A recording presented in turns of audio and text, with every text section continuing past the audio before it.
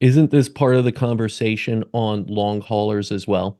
We're seeing this more and more. I mean, if you were practicing medicine for a long time before even COVID came around, you'd understand a lot of infectious diseases become long haul. Again, EBV comes to mind.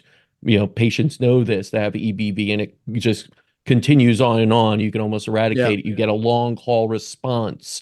You get almost an autoimmune response after time to it. And there's tons of different viral infections, bacterial infections that you could go into long haul. It's just only recently become a much bigger subject matter. But isn't that in part due to poor lymphatic drainage? I would say yes, because you're back to the same model that we were discussing before. What's your overall terrain like, and what was Yeah. it like before you got whatever it is? Because we make the mistake of thinking at least in the Western world, but I think it happens everywhere, that we assume just because somebody looks healthy on the outside and they look really great and, they got a six pack and they do exercise every day, that obviously they're healthy on the inside. There's no correlation to that whatsoever. Yeah. None. That's the person who looks great and they're running, then they drop dead of a heart attack. You don't Mhm. know what's going on underneath that. I have people that come to see me who, I'm like, gee, what could be wrong with you? Right. But they're a seething mess of inflammation when I check the body by hand.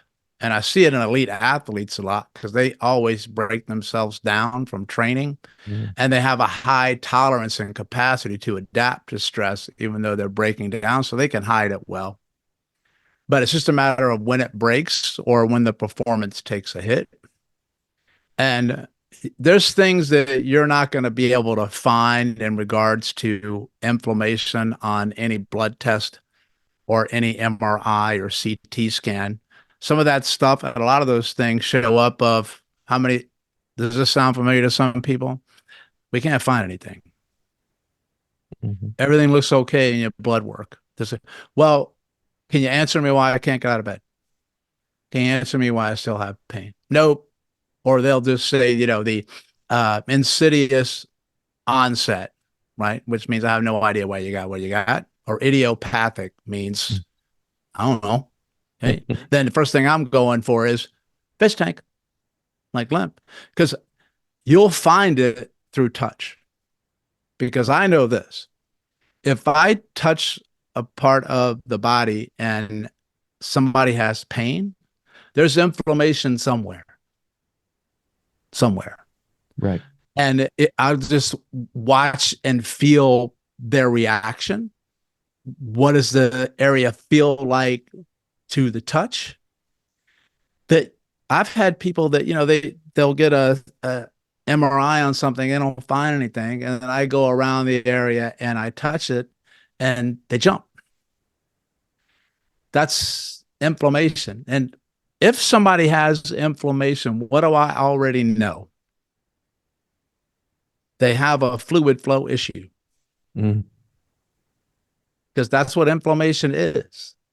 And you're supposed to have inflammation. You really need it, because otherwise you would die like quick. You just don't want rampant inflammation that just never shuts off. There's no on off or dimmer switch. It's just full blast, kill everything. That's kind of fight or flight survival mode. Same thing with stress. People think stress is bad. No, I mean, you need stress to become strong and resilient so you can adapt to more stress and be a monster, right? Yeah. But then I'm just going to look at the pathways of what might cause inflammation. And here's what I realized. Well, you know what?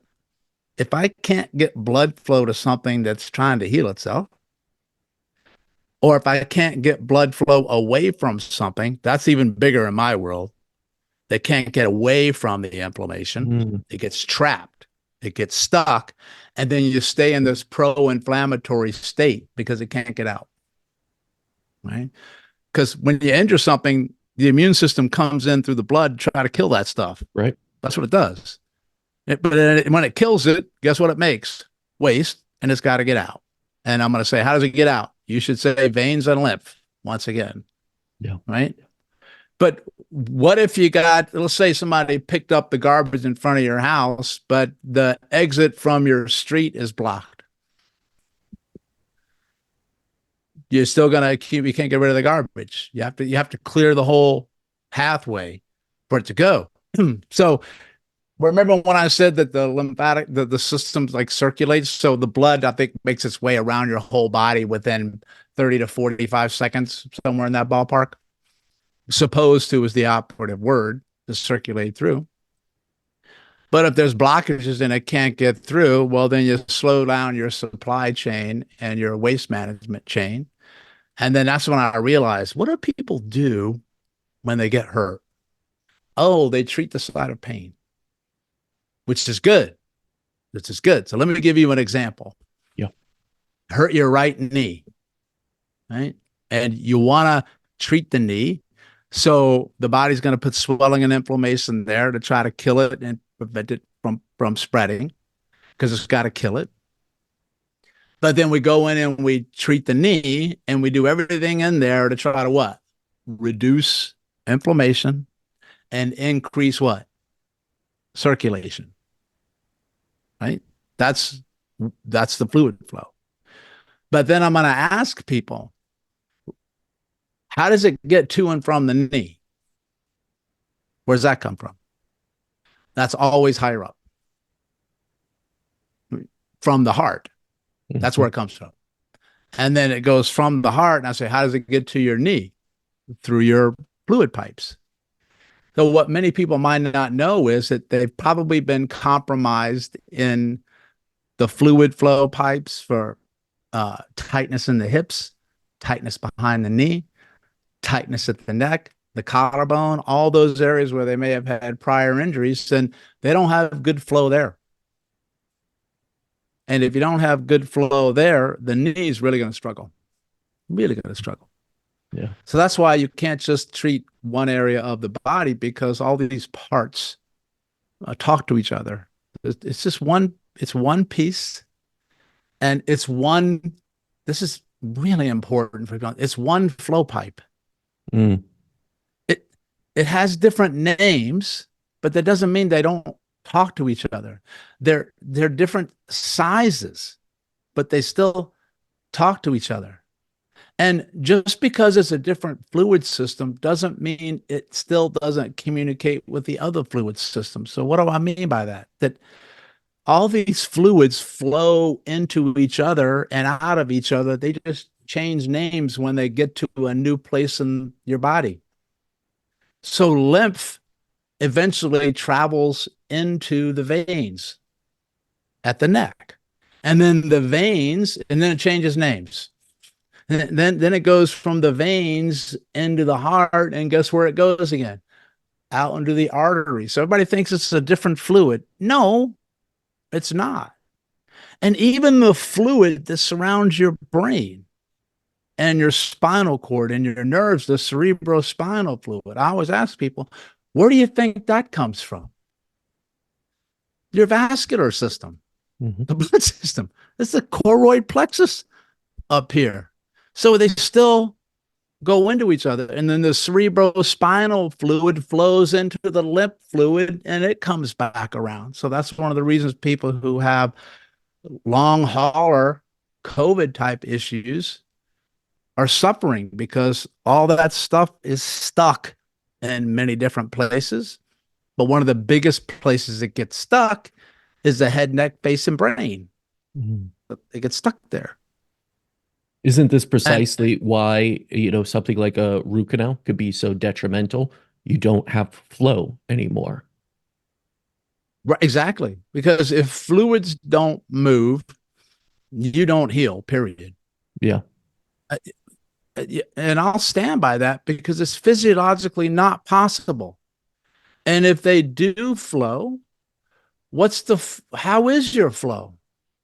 Is it slow? Is it stagnated? And if you're on this earth, it probably is, because of the sheer amount of overload from toxins that are coming into the body. No matter what you do, that they still come in. It's just impossible to prevent them from coming in. But then you also have the toxins that are still in there, added on the ones that you're already bringing in, and then the capacity breaks. So if I can begin to improve your flow routes, then all the stuff that I mentioned before should work better. How can it not? Right? Absolutely. It's almost And so simple.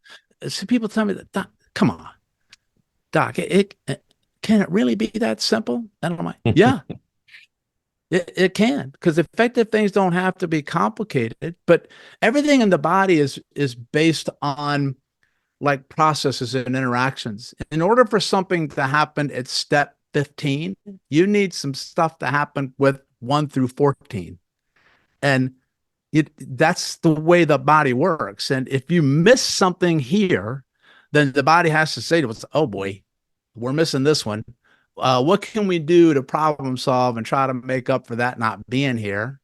Then it just pulls from anywhere that it needs to keep going. That's its job. It's called compensations and adaptations and resilience. And your body does that all day long until it runs out of options. And when it runs out of options, it tells you, I can't do this anymore without your help.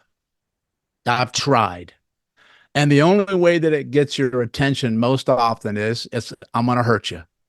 mhm. I'm going to send you some pain, because the pain is going to knock and tell you, hey, change something up. Like, you might not know what it is, but it's telling you stop or shift. And humans, like we do, I'll worry about you later. And then the body says, okay, I'll keep going. I'll do what I have to do. That's my job. And then it says, all right, I'm coming back. I'm going to scream louder. I'm going to hit you harder. And that's what it does. And eventually it won't go away, because it's going to be like the pebble in the shoe. You're going to have to stop walking and figure it out of what's going on, right? So all of these symptoms that you're getting are communication signals. Yeah. And Warning. what I read once in a physiology book, I can't remember who said it. I wish I could. But it said that most of the symptoms that you experience are a healthy reaction to an unhealthy environment. Mhm. Like, just let that sink into your database for a second. And then what have we been talking about all day long? Cellular environment. If you clean up that environment, maybe your body can finally say, hey, guess what, everybody? We don't have to turn all this stuff on anymore, because Perry finally figured it out. Waste out, nutrients in. Boom. Let's go to work. And that's what happened to me, where it's 10 years later, and I'm honestly at a better state mentally and physically 20 years ago, because I was not feeling that great before I hit rock bottom. Now that I look back on it, and those subtle signs and hints were there. But guess what Perry paid attention to? Supply, supply, Mhm. supply, nutrition, exercise, working out, breathing, supplements. That's good. That's good. It got me another 10 years until too much garbage. Then bam, I started reverse aging, going backwards the way you're supposed to feel. So simple, but really, really powerful.